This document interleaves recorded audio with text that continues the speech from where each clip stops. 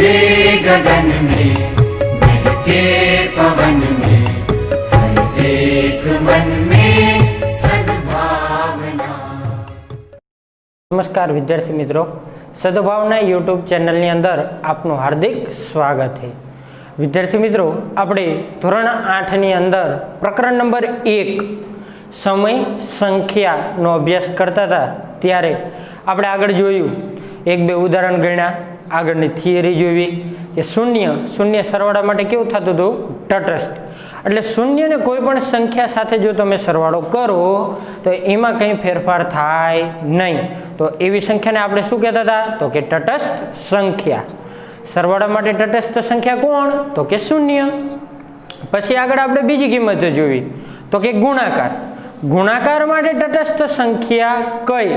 તો ગુણાકાર માટે તટસ્થ સંખ્યા એટલે કે તટસ્થ સંખ્યા એટલે ગુણાકાર માટે કઈ સંખ્યા થાય છે? તો કે ગુણાકાર માટે તટસ્થ સંખ્યા થાય છે 1।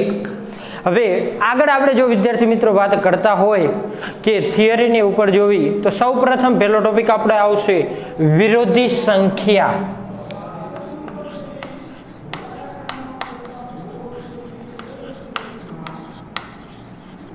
કઈ સંખ્યા આવશે વિદ્યાર્થી મિત્રો? વિરોધી સંખ્યા। હવે વિરોધી સંખ્યા કોને કહેવામાં આવે કે વિરોધી સંખ્યા એટલે શું? તો વિદ્યાર્થી મિત્રો, આપણે ઘણી બધી વાર તમે ઓલા ભાષાના વિષયની અંદર ગુજરાતીમાં ભણી તો કે રાત તો કે દિવસ, રાતનો વિરોધી શું થાય? તો કે દિવસ। એવી રીતે જો આપણે અહીંયા જોવા જઈએ તો કે ગણિતની અંદર વિરોધી સંખ્યા કોણ? તો કે ગણિતમાં વિરોધી સંખ્યા એટલે કે એવી સંખ્યા જે તમને આપી હોય એનાથી ઉલટી સંખ્યા। જેમ કે ઉદાહરણ તરીકે વાત કરી, તમને કોઈ એમ કિંમત કીધી હોય કે માઇનસ, તો માઇનસની વિરોધી સંખ્યા કેવી થાય? પ્લસ। માઇનસની વિરોધી સંખ્યા શું થાય છે? પ્લસ। તો એવી સંખ્યાને કઈ સંખ્યા કહેવાય? વિરોધી સંખ્યા। જો વિદ્યાર્થી મિત્રો ખાસ યાદ રાખજો, આગળ હજી આપણે વ્યસ્ત સંખ્યા આવશે। આગળ કઈ સંખ્યા આવશે? વ્યસ્ત। વ્યસ્ત સંખ્યા નહીં, પણ અત્યારે આપણે કઈ સંખ્યા ભણી? તો કે વિરોધી સંખ્યા। હવે વિરોધી સંખ્યા કોને કહેવામાં આવે? તો વિરોધી સંખ્યા એટલે એવી સંખ્યા કે જે સંખ્યા તમારી ઉલટી કિંમત મળે। તમને કેવી કિંમત મળે? તો કે ઉલટી। કેવી રીતે? તો અહીંયા જોવી, જો -2/4 તમને આવી કિંમત આપી છે। શું આપ્યું છે? -2/4 આ કિંમત તમને આપી। તો આ કિંમતની વિરોધી સંખ્યા શું? તો અહીંયા જુઓ શું આપ્યું છે તમને? માઇનસ આપ્યા છે। તો એ કિંમતને જો વિરોધી સંખ્યા લેવા જાઉં તો માઇનસ છે તો કેવા થઈ જાય? પ્લસ। તો ત્યારે આપણને કઈ સંખ્યા મળશે? તો કે 2/4। આ સંખ્યા એ વિરોધી સંખ્યા કહેવાય। કોની? તો કે -2/4। -2/4 ની વિરોધી સંખ્યા કોણ? તો કે +2/4। તો આવી કિંમતને કઈ કિંમત કહેવાય? તો કે વિરોધી સંખ્યા। આગળ એક બીજું ઉદાહરણ લઈ, તમને આવું કીધું હોય 5/8। શું આપ્યું હોય તમને? 5/8। તો જો આ સંખ્યા વિદ્યાર્થી મિત્રો કેવી છે? તો કે પ્લસ, ધન છે। કેવી સંખ્યા છે? ધન।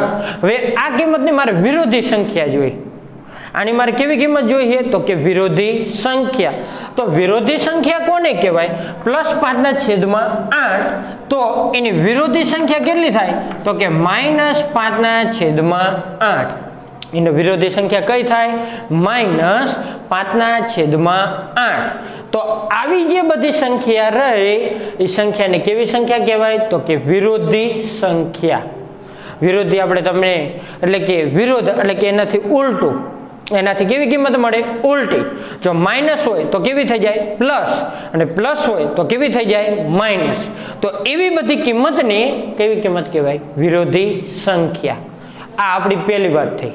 હવે આગળ જોવી બીજી કિંમત, તો કે બીજી કિંમત કઈ? તો વ્યસ્ત સંખ્યા। કઈ કિંમત આવે છે? વ્યસ્ત સંખ્યા। તો કે વ્યસ્ત સંખ્યા કોને કહેવાય? વ્યસ્ત સંખ્યા એટલે વિદ્યાર્થી મિત્રો જો નામ ઉપર ખબર પડી જાય, વ્યસ્ત એટલે કે કિંમતને ઉલટાઈ દેવાની। કેવી થઈ જાય? ઉલટી જાય। બરાબર, અંશમાં હોય ક્યાં વહી જાય? છેદમાં, અને છેદમાં હોય ક્યાં વહી જાય? અંશમાં. તો આવી કિંમતને કેવી કિંમત કહેવાય? તો કે વ્યસ્ત સંખ્યા. એ કિંમતને કઈ કહેવામાં આવે? વ્યસ્ત સંખ્યા. એટલે કિંમત શું થઈ જાય? ઉલટી જાય. જો આપણે ઉદાહરણ તરીકે અહીંયા જોવી, વ્યસ્ત સંખ્યા માટે જોતા હોય, ઉદાહરણ તરીકે કોઈ એક કિંમત લઈ લઉં, 5/7. કઈ કિંમત આપી છે? 5/7. હવે આ 5/7 કિંમત આપેલી છે, તો આ કિંમતને મારે વ્યસ્ત સંખ્યા જોઈ. કઈ સંખ્યા જોઈ છે? વ્યસ્ત. તો વ્યસ્ત જોઈ ને, તો એ છેદમાં ક્યાં કિંમત વહી જાય? અંશમાં, અને અંશની કિંમત ક્યાં આવતી રહે? છેદમાં. તો આવી કિંમતને કઈ કિંમત કહેવાય? તો કે વ્યસ્ત સંખ્યા. એવી કિંમતને કઈ કહેવાય? વ્યસ્ત સંખ્યા. તો અહીંયા વ્યસ્ત સંખ્યા આપણી કઈ બનશે? તો કે 7/5. તો આવી કિંમતને કઈ સંખ્યા કહેવાય? વ્યસ્ત સંખ્યા. રેડી વિદ્યાર્થી મિત્રો, આ થઈ આપણી થિયરી. હવે આગળ આપણે દાખલો જોવાનો કે એ દાખલાની અંદર કેવી રીતે કે એની વ્યસ્ત સંખ્યા અને વ્યસ્ત સંખ્યા અને વિરોધી સંખ્યા છે. તો આના ઉપરથી આપણે સ્વાધ્યાય 1.1 ની અંદર દાખલા નંબર એટલે કે અહીંયાથી આપણે દાખલા ગણશું કે કઈ સંખ્યાને ક્યારે વ્યસ્ત કહેવાય અને કઈ સંખ્યાને ક્યારે અહીંયા કણે તે એની એવી સંખ્યાને કે વિરોધી સંખ્યા કહેવામાં આવે. તો જોવી સ્વાધ્યાય 1.1 દાખલા નંબર 1. કયો દાખલો આપણે વાત કરી છે? તો વિદ્યાર્થી મિત્રો, હવે સ્વાધ્યાય 1.1 ની અંદર દાખલા નંબર 1 જો કિંમત આપણને આવી આપેલી છે -2/3 ગુણ્યા 3/5 પ્લસ 5/2 માઇનસ 3/5 ગુણ્યા 1/6. હવે આવી કિંમત આપેલી છે, આપણે આગળ ઉદાહરણ ગણ્યા, ઉદાહરણ નંબર 1 દાખલા નંબર આગળ 1 કે જેની અંદર આપણે જોયું સૌપ્રથમ પહેલા તો કે એક જ નિયમનો આપણે ઉપયોગ કરતા હતા કે સરવાળા માટે અથવા તો કે ગુણાકાર માટે. પણ આની અંદર જો બાદબાકી માઇનસ, ગુણાકાર, સરવાળો, બાદબાકી, ગુણાકાર બધા ભેગા આપેલા. તો આપણે કયા કયા નિયમનો ઉપયોગ કરી અને સાદુરૂપ આપશું જેથી કરીને આપણને દાખલો ગણવાની સરળ પડે અને આપણે એને વ્યવસ્થિત રીતે ગણી શકીએ. તો જો વિદ્યાર્થી મિત્રો, સૌપ્રથમ પહેલા જે આપણને કિંમત આપેલી છે -2/3 ગુણ્યા 3/5 પ્લસ 5/2 માઇનસ 3/5 ગુણ્યા 1/6. હવે ક્રમનો નિયમ વિદ્યાર્થી મિત્રો તમને આવડે જ છે. આપણે ગુણાકાર માટે જોવી અથવા તો કે સરવાળા માટે તો આવો નિયમ આપણે ભણી ગયા ધોરણ 7 માં. a પ્લસ બી બરાબર બી પ્લસ એ, એટલે બે કિંમત તમને કેવી મળે? સમાન. તો આ નિયમને આપણે શું કહેતા હતા ત્યારે? ક્રમનો નિયમ. a પ્લસ બી અથવા તો કે બી પ્લસ એ, તો બે કિંમત કેવી મળે? એક સમાન. તો આવી રીતે સૌપ્રથમ પહેલા આપણે ક્રમના નિયમનો ઉપયોગ કરશું. અહીંયા શેનો ઉપયોગ કરશું? તો કે ક્રમનો નિયમ.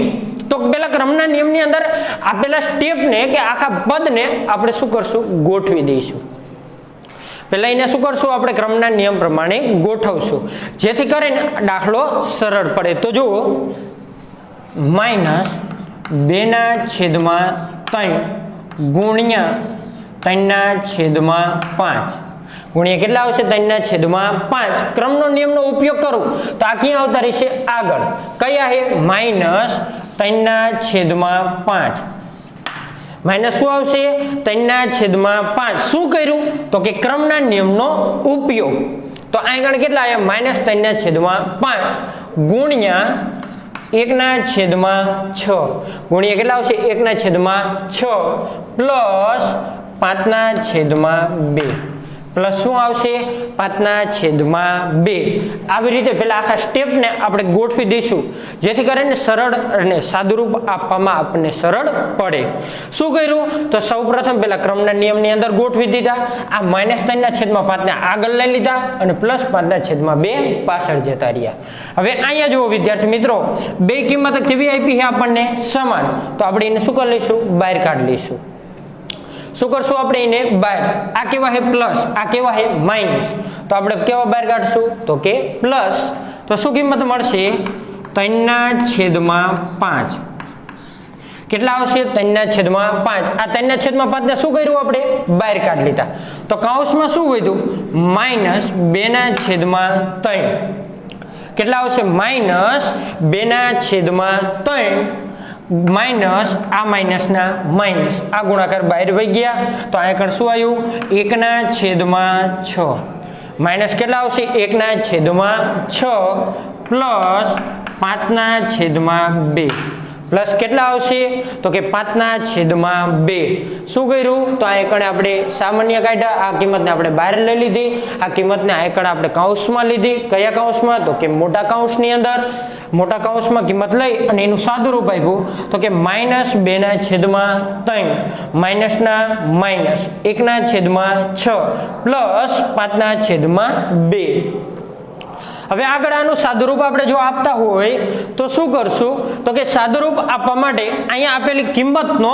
આપણે શું કરશું લસા એ કિંમતનો આપણે લસા લઈશું તો જો આ કિંમતનો આપણે લસા લઈશું લસા લેવા માટે આપણે કિંમત નીચે જુઓ એક કઈ આપી છે છેદની કિંમત જુઓ તો કે 3 અને બીજી કિંમત કેટલી આપી છે 6 તો આપણો વિદ્યાર્થી મિત્રો લસા કેટલો આવે તો કે 6 મેં તમને અગાઉના લેક્ચરની અંદર લસા લેતા શીખવાડ્યું કે લસા કેવી રીતે લેવાય જો હજુ ન આવડે ડાયરેક્ટ લસા લેતા તો આપણે સરળ રીતે લસા શોધી લેવાનો તો અહીંયા લસા કેટલો આવશે વિદ્યાર્થી મિત્રો તો કે 6 જો લસા આવે તો એનું સાદુરૂપ આપણે આપશું 3/5 નીચે વિદ્યાર્થી મિત્રો આપણો લસા કેટલો આવ્યો 6 લસા આવે તો અહીંયા કેટલા વડે ગુણશું 2 કારણ કે 3 દુ 6 અને 6 એકા 6 એકા કેટલા થાય છે 6 તો છેદનો છેદ ક્યાં જાય વિદ્યાર્થી મિત્રો તો કે અંશમાં તો આ 2 અહીંયા અંશમાં જાય એટલે 2 દુ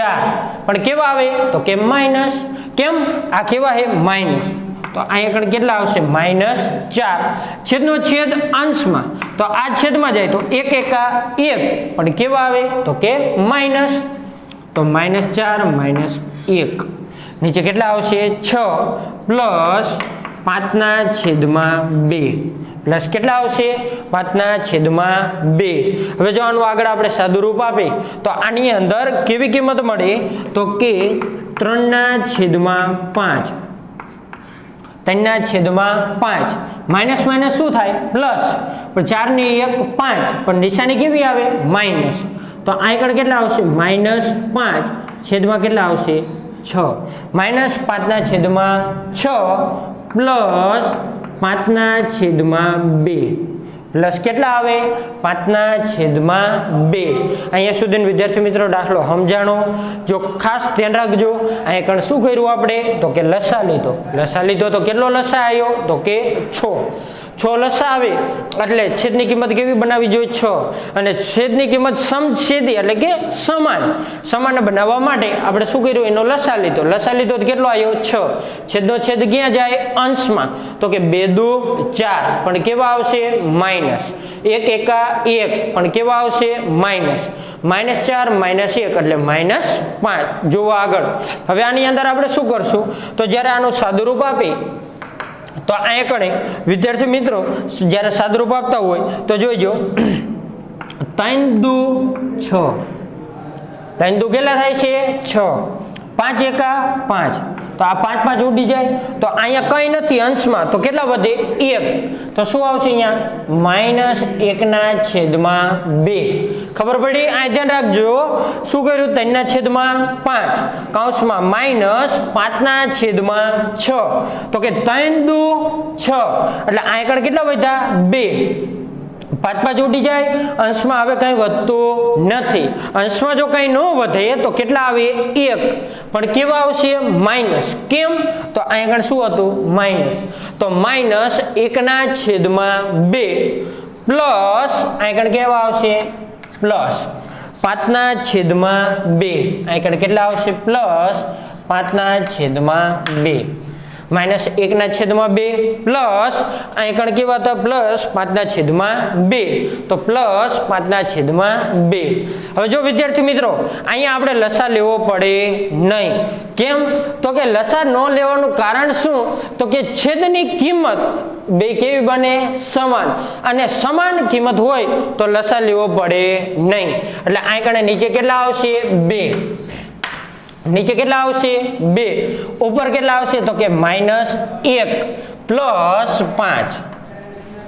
-1 + 5 તો -1 + 5 છેદમાં 2. માઇનસ પ્લસ શું થાય? તો કે માઇનસ. મોટાની નિશાની તો 5 માંથી 1 જાય તો કેટલા વધશે? 4. પણ મોટું કોણ? તો કે 5. 5 મોટા તો નિશાની કોની આવે? મોટાની. તો આગળ કેટલા આવશે? 4. 4/2 તો કે 2 × 4 તો આપણો જવાબ કેટલો આવશે? 2. આ આપણો જવાબ. રેડી? આવી રીતે અહીંયા એનું સાદું રૂપ આપવાનું.